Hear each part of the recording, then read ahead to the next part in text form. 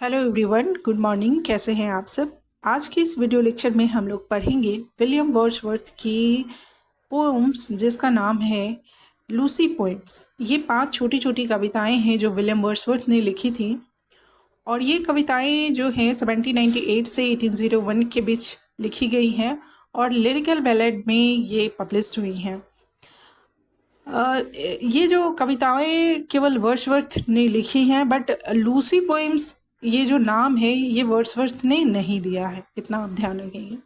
तो कौन कौन सी पोएम्स हैं हम एक बार देख लेते हैं। उनका नाम है strange fits of passion have I non.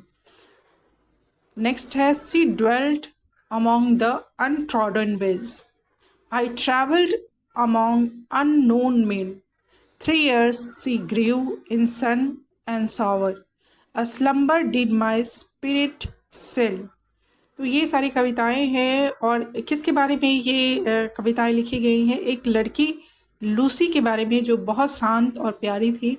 वह गांव में अकेली रहती थी प्रकृति के बीच और उसकी बहुत अर्ली एज में डेथ हो जाती है और वह नेचर में समा जाती है। तो लूसी कौन थी ये पूरी तरफ से क्लियर नहीं किया है वर्ड्सवर्थ ने। शायद वो वर्ड्सवर्थ की कोई बिलवड थी या कि एक नेचर की एक इमेजिनेशन थी। बहुत ही एक साधारण लड़की थी, लेकिन जो पोइट है वर्ड्सवर्थ है उनके लिए बहुत खास थी। तो लूसी पोएम की पहली पोएम हम लोग पढ़ते हैं जिसका नाम है strange fits of passion have I known.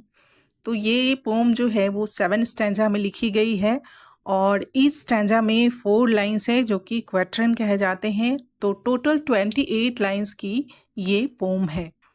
तो फर्स्ट स्टैंजा में जो है वो देखते हैं हम लोग।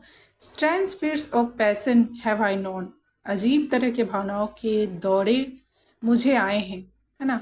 फीट्स ऑफ पैशन क्या है, भावनाओं की तीव्र लहर, और हैव आई नॉन मीन्स कि मैंने महसूस किया है। अजीब तरह के भावनाओं के दौरे मुझे आए हैं। And I will dare to tell, और मैं हिम्मत करता हूँ कि तुम्हें बताऊँ।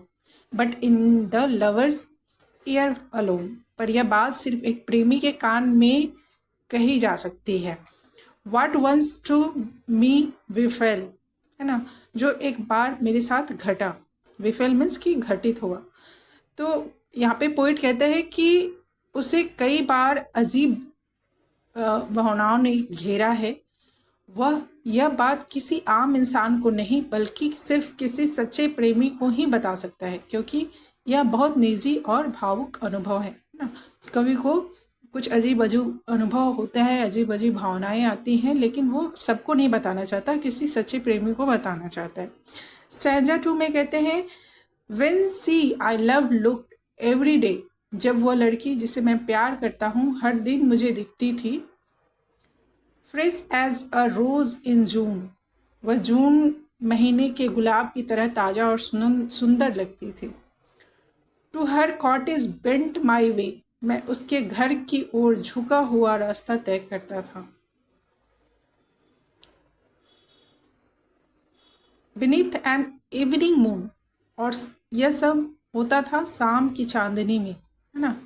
बीनीथ क्या कि नीचे।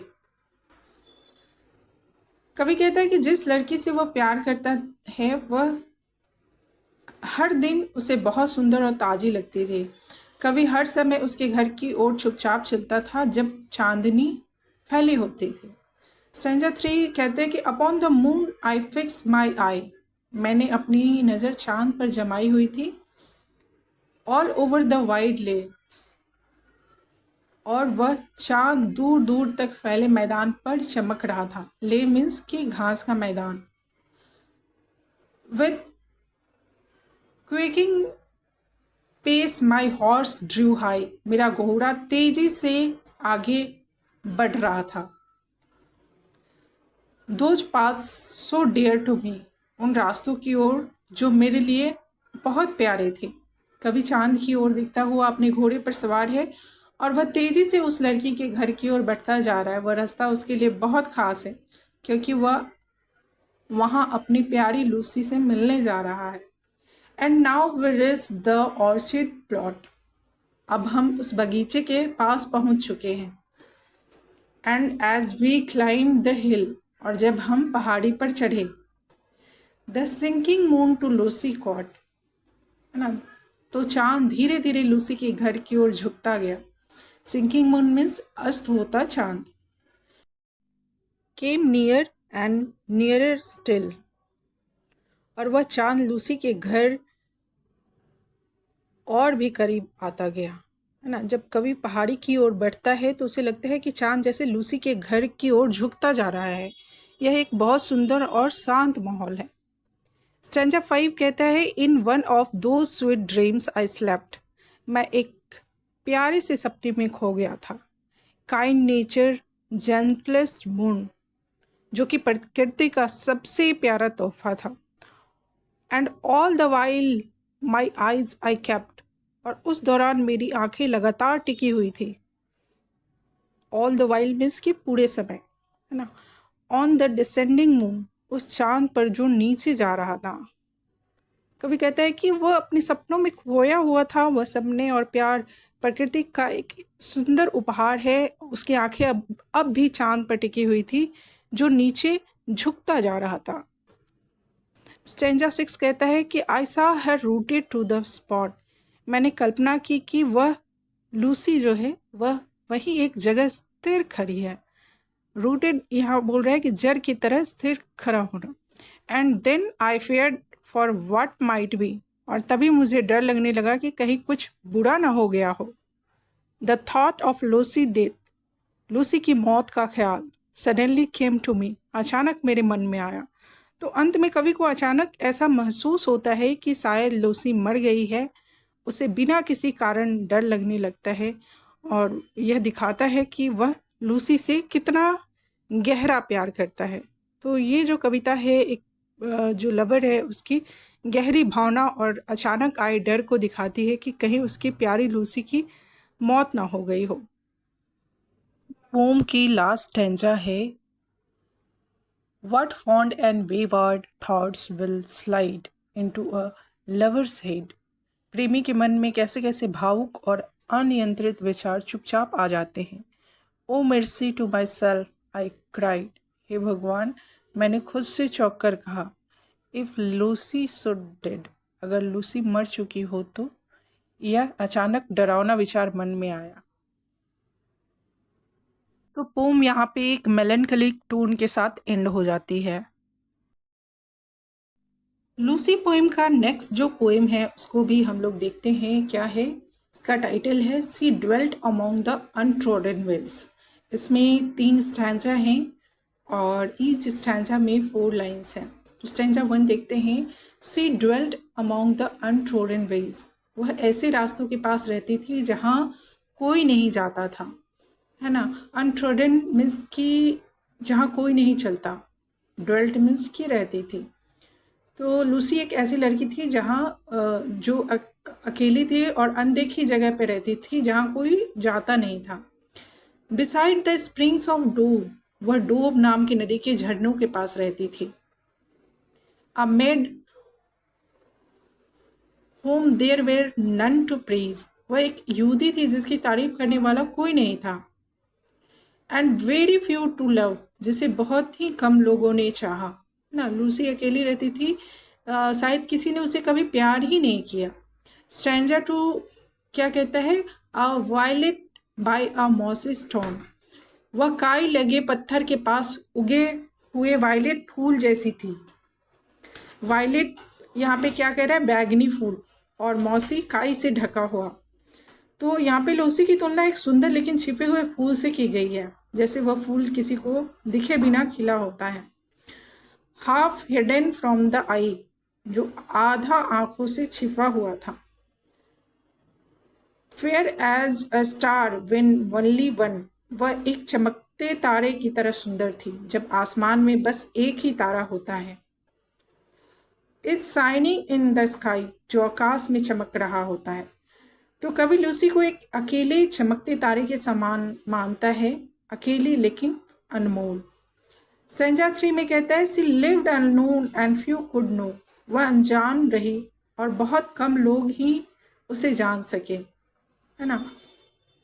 When Lucy ceased to be, जब लूसी अब इस दुनिया में नहीं रही, है ना, cease to be मीन्स क्या होता है कि मर जाना, अस्तित्व जब उसका समाप्त हो गया, but she is in her grave and oh, अब वह अपनी कब्र में है और है ना, अब वो इस दुनिया में नहीं है, उसकी मौत कवि के लिए बहुत गहरा दुख है।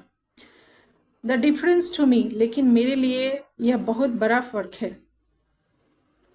दुनिया ने उसकी परवाह नहीं की, पर कवि के लिए लूसी की मौत ने सब कुछ पलट दिया, है ना। तो ये 3 स्टैंजा में ये पोम्स है, और इसमें एक गुमनाम अकेली सुंदर लड़की को दिखाते हैं जो प्रकृति में रहती है, और उसकी तुलना एक छिपे हुए फूल और अकेले तारी से की गई है। कविता का स्वर जो है शांत है, दुख से भरा हुआ है, और रोमांटिक पोएम है ये।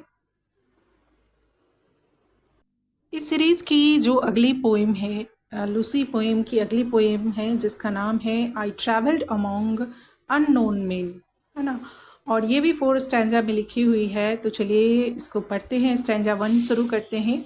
I travelled among unknown main, मैं अनजान लोगों के बीच यात्रा कर रहा था। इन लैंड बियॉन्ड द सी, ना, समुद्र के पार के देशों में। तो कवि जो है वो इंग्लैंड छोड़कर विदेश चला गया था, और वहाँ की जगह, लोग और माहौल सब अलग थे। Nor England did I know till then, England मुझे तब तक नहीं पता था, है ना। कवि कहता है कि जब तक वो इंग्लैंड से बाहर नहीं गया, तब तक उसे अपनी मातृभूमि की असली कदर नहीं थी। What I love I bore to thee, ना, मुझे तुझसे कितना प्यार है, या उसे तब समझ में आया जब वो अपने देश इंग्लैंड से बहुत प्यार करता था, और वहाँ से दूर गया, तो उसे समझ में आया कि वो अपने मातृभूमि से कितना प्यार करता है। नेक्स्ट स्टैंजा में कहते हैं, टिस पास डेट मेलनकली ड्रीम, वह उदासी भरा सपना अब बीत चुका। यहाँ टिस क्या है, इट इज, है ना, मेलनकली उदासी। तो कह रहा है कि अब वह दुखद समय जो है वो बीत गया जब वो अपने देश से दूर था और अकेलापन महसूस करता था। नॉर विल आई क्विट दाई शोर, और अब मैं तुम्हारे तट को कभी नहीं छोड़ूंगा, है ना।